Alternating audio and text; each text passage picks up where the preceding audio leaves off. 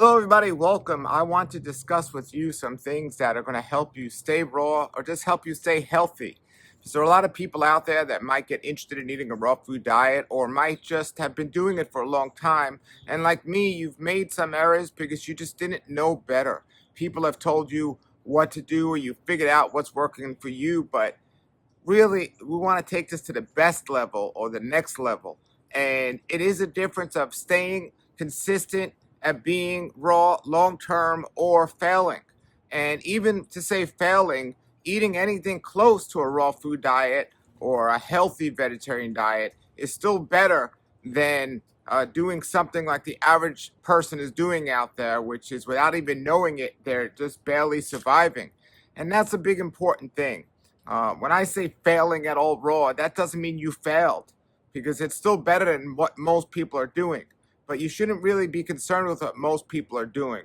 What you should be concerned with is what's best for you and your situation, and also what you can actually do and still live your average life without just completely turning your life upside down. And I can tell you, if you switch to eating a healthier diet, you will have more energy, which will require less sleep, giving you more time to get things done, the things you need to get done. So basically, the more time you have in a day to do what you need to do, the chances are you're going to be successful at the things you didn't have time to before. And when you're eating healthier, that's what it does. It frees you up in your energy level, so you need less sleep, but it also helps you where you don't have to spend times in a doctor's office or dealing times taking medications and things like this. So not only are you getting food that's the quickest to consume, but you're also not wasting time with doctor's appointments or extra sleep. So all those are going to give you more time.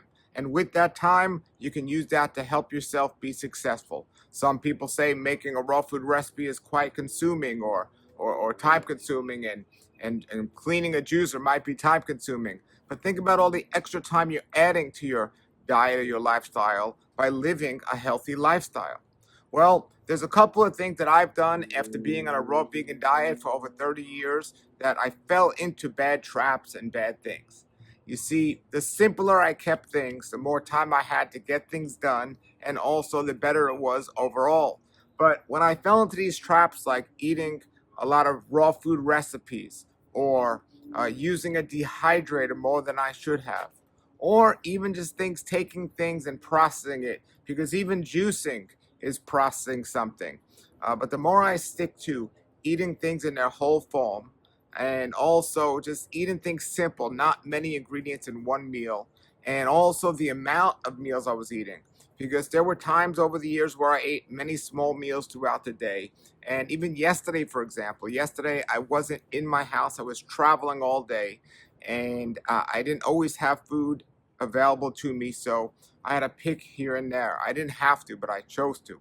It would have actually been, I want to say, a good day to fast because I wasn't in my normal confinement. However, it wouldn't have been a good day to fast because I was doing some videos and tasting some fruits for the first time. So you have to mix things up sometimes and do the best. But you want to get right back on track. So today I'm certainly not going to be picking food. I have my set meal times, and it might even be a great day to fast. And that's another thing when you're fasting. Another great way to conserve energy and get more stuff done. Now, ideally, it's best when you're fasting to rest, but the longer you go, the more rest is required. But if you're just fasting one day and you're running around and you're busy, it's probably better not to be eating if you're too busy to sit down and eat a nice meal. So another trap I fell into over the years is if I'm too busy to sit down and have a nice meal, I might eat on the run, eat on the run. And that's what I'm personally working with now is eating on the run. It's not good to eat on the run. I pretty much I'm eating my second meal of the day, which I try to stick to 2 meals a day or one meal a day. I'm eating it in my car because I'm just so busy and it's the only time I have to eat when I want to eat. And what I'm learning is if you can't eat when you want to eat, then don't eat. I'd like to have a meal around 1 o'clock, maybe 2 o'clock, but I'm often doing either an interview with somebody or I'm out and about.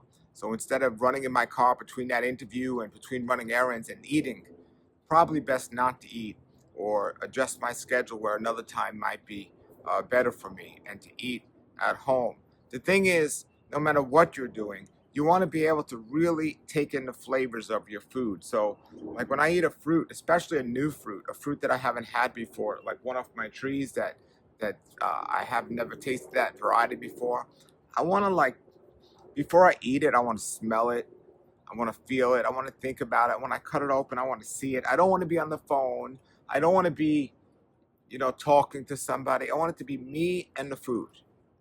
Me and the food. Now, I'm all for fellowship and eating with other people, and that's great. But the more I could focus on my food, the better. And the chances of me focusing on my food and not talking while I'm eating and chewing my food well and really taking in food, it's when I am eating by myself without any distractions. I'm not in my car. I'm not in front of a whole bunch of people at a potluck or something. I'm here by myself eating. And the majority of times, that's what I prefer to do, and that's what we should prefer to do. So, it's quite easy with a fruit, especially a fruit you've never had. You cut it open and you see it.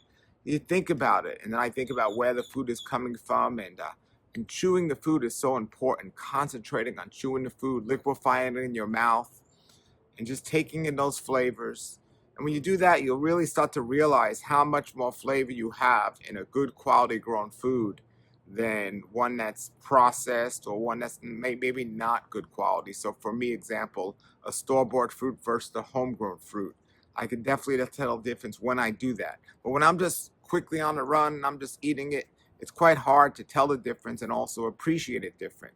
So that's something I'd like to do, and I like to do more, is just not eat on the run and just eat, in a slow environment and just really focus. And here I am sitting right now making this video, and I love the morning time, and I'm looking at my trees, and if I ate a fruit off the tree and I'm looking at the tree and thinking about the growing habits of the tree, just thinking about the food I'm eating and really taking that in, and even thinking of the nutrients that are in that food, I definitely think that's not only going to make a difference with digestion, but I do think my body's going to be able to absorb on a higher level everything that's in that food, because I've chewed it correctly and I've done everything in it correctly.